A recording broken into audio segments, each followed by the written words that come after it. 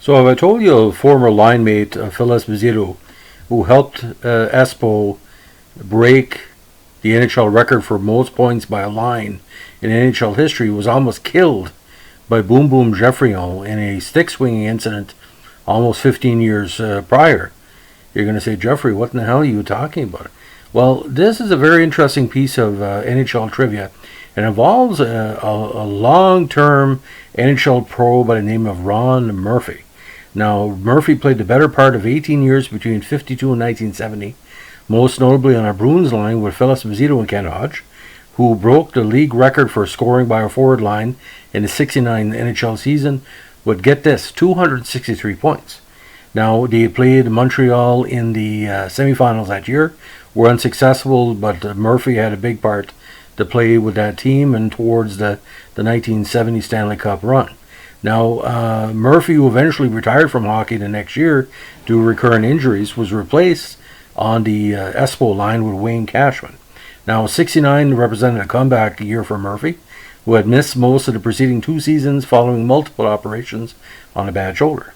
And he initially retired after the season. Now he's helped improve over the summer, and he rejoined the Bruins for the 1970 season, but recurrences of his chronic injuries reduced him to spot duty over 20 games, and he retired for good in March 1970. Now, Murphy broke in with the Guelph Biltmores in the early 1950s, and also was sharing time with the Cincinnati Mohawks before he moved up to the Rangers in 1953. And this is where the Boom Boom incident occurred. Now,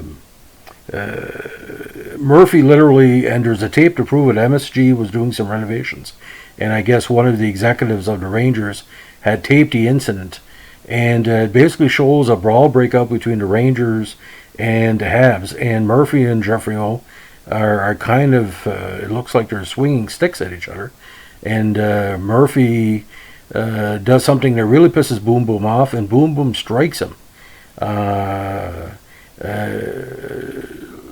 Mostly towards his jaw.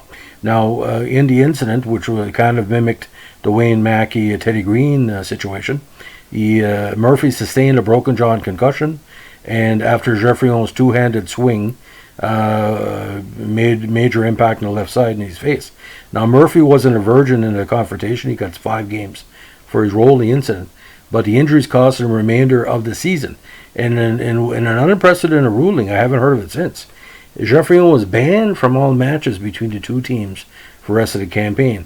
So this was the original 6, so it could have been, considering it could have been a 70-game season or 50-game season, it was quite bizarre.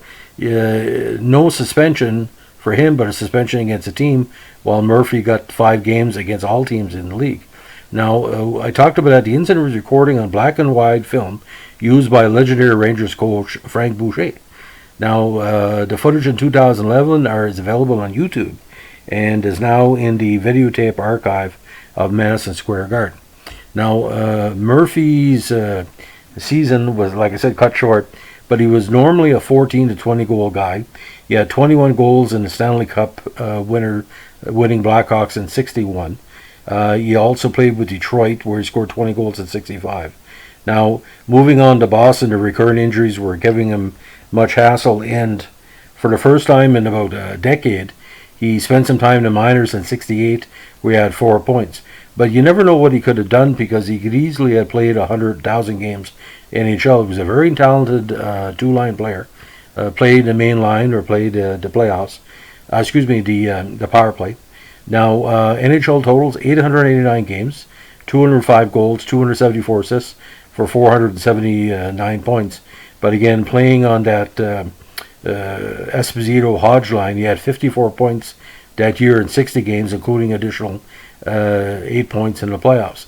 So, Ron Murphy, let's say Geoffrion would have hit him a little bit better. If you notice the tape, and please look at it, I'll try to put the link in my podcast channel. There was even officers that came on the ice.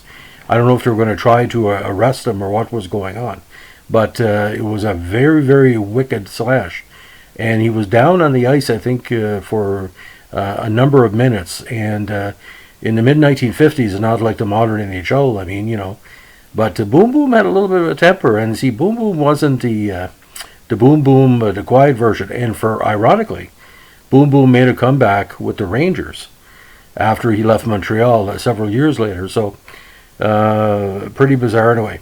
But his time with Chicago, the 61 Cup, he scored 2 goals in the playoffs as part of the Blackhawks Cup run.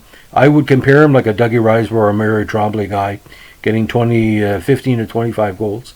And, he put up some good numbers in the playoffs too, 7 goals in 53 games.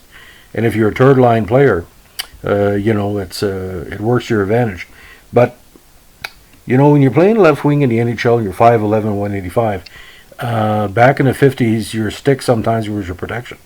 And by the way, where I found this out again, to remind you, I was watching the 69 Game 1 against Boston playoff match, that partial video that somebody taped off CBC, where, get this, Yvon Cornway fought Glenn Sader. Glenn Sader, the future Montreal Canadian, the future coach.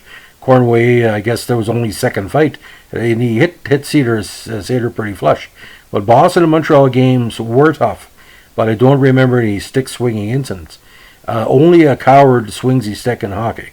It's better to drop the gloves and go at it. You don't have to swing your stick, because you could lose an eye. I mean, you lose a shoulder, total shoulder injury, facial injuries. But Murphy was, he was only 21 at the time, or 2021. I mean, nobody needs to be murdered on the ice just because Boom Boom has a temper. And by the way, you can notice by the tone of my voice, I've never been a big fan of Boom Boom Geoffrion. And especially when he drafted his son, where he could have drafted somebody else. Anyway, thanks for listening. And if you have, like I said, have a chance, check out the Ron Murphy. It's like old-fashioned videotape style. Also, the 69 Game 1 on YouTube. It's quite interesting. Montreal, they say in the 70s, there were easygoing guys, weren't Broad Street Bully style. Montreal could be dirty sometimes too. There's no doubt. Like Original 6, it wasn't for pussies. It was for players. Have a good day. Bye.